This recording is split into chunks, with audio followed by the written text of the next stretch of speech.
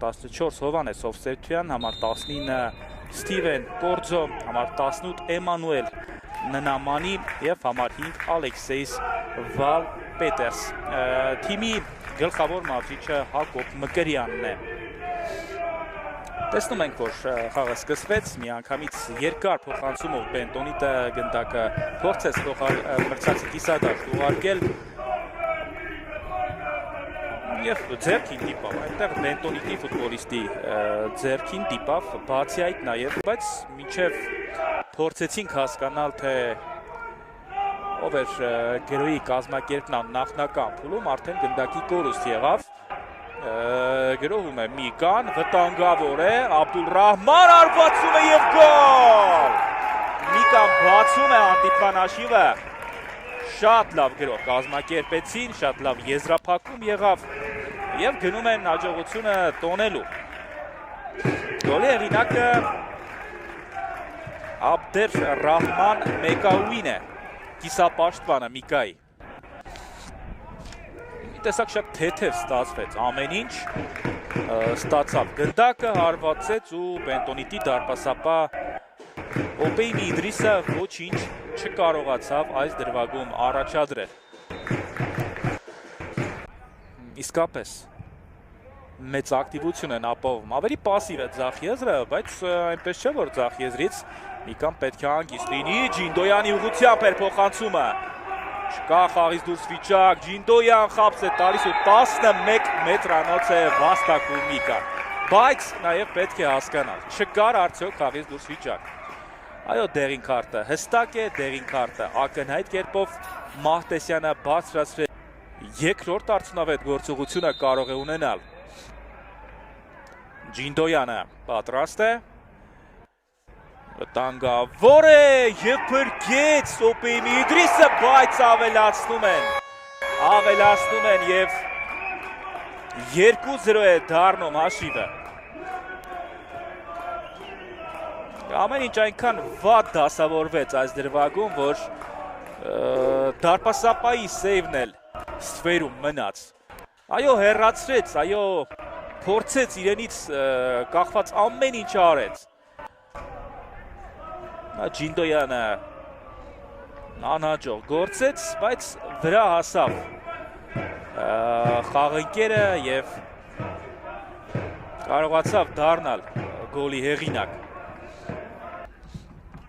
Վերջին րոպեներին շատ ավելի կազմակերպված և շատ ավելի վստահ սկսեց խաղալ պաշտպանությունում Իջևանյան ակումբը և գոլ, այ քեզ զարմանալի դրվագ։ Ինձ թվում է խոտածածկը Հայկ Ասլանյանին խանգարեց Վալպետերսը, Միկայի մյուս պաշտպանները հիմա ուղղակի անօգնական տեսք ունեն, անմեղ իրավիճակ էր ու Բենտոնիտը կրճատում է հաշվի տարբերությունը, այն ինչ չարեցին Բենտոնիտի ֆուտբոլիստները անում է Միկան, բայց ես չեմ ուզում մեղադրել դարպասապա Սևակ Ասլանյանին։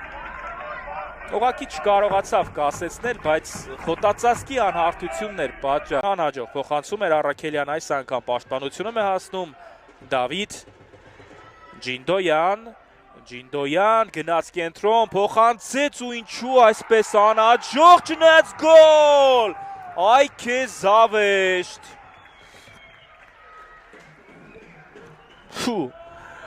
Դե արի ու բացատրի, թե ինչ տեղի ունեցավ Տուգանային հրապարակում, այ քեզ անբացատրելի դրվագ, ինչն էր խանգարում, որ դարպասապա Իդրիսը աշխատում պաշտպանությունում, վտանգավոր է և 11 մետրանոց է նշանակվում, 11 մետրանոց։ Ու հիմա Բենտոնիտը կարող է վերականգնել հաշվիավասարակշռությունը ևս 30 րոպե, մենք կարող ենք տեսնել շատ անզգույշ խաղ։ Մանուկյան արվածում է և գոլ, 2-2։ Գիտեք, ամեն ինչ հենց սրա մասին էր, երկրորդ խաղակեսում այնքան էր փակվել պաշտպանությունում, այնքան էր մրցակցին տվել գնդակը,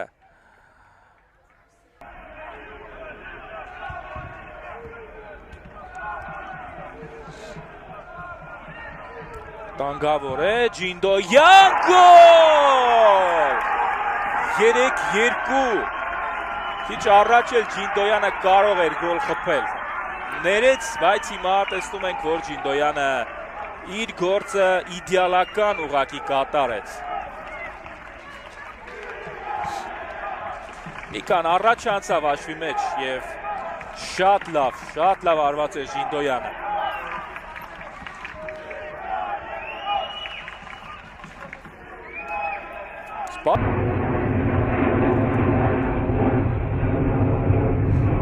Լավն է փոխանցումը եւ գոլ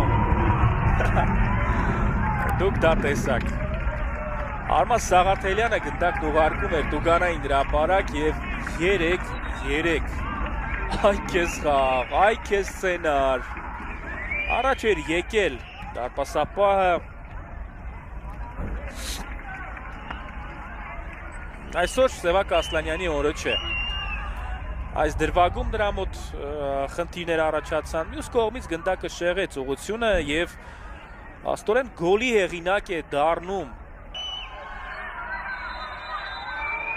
Եվ հիմա կարելի է իրացնել Արված ու գոլ Լավ արված է, շատ լավ արված է Գոտուց պետք է արված է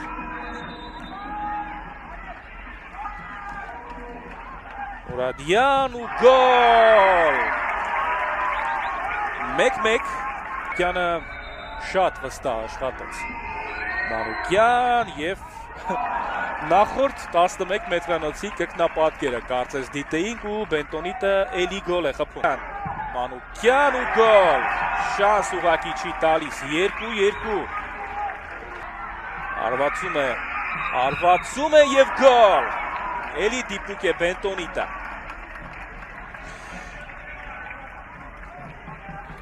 Շատ վստահ կատարել Գրիգորյան ու 3-3 Արված ու փրկեց դարպասապահը Հայկ Ասլանյանը հանեց գնդակը Հիմա սկսվում է ամենահետաքրքիրը Ուշադրություն Կարևոր պահ է Արված ու գոլ Միկան առաջ անցավ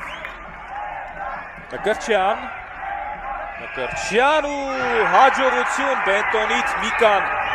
դուրս է գալիս Հայաստանի գավաթի խաղարկության 1/8 եզրափակիչ Շատ ծանր, շատ բարդ, շատ անբացատրելի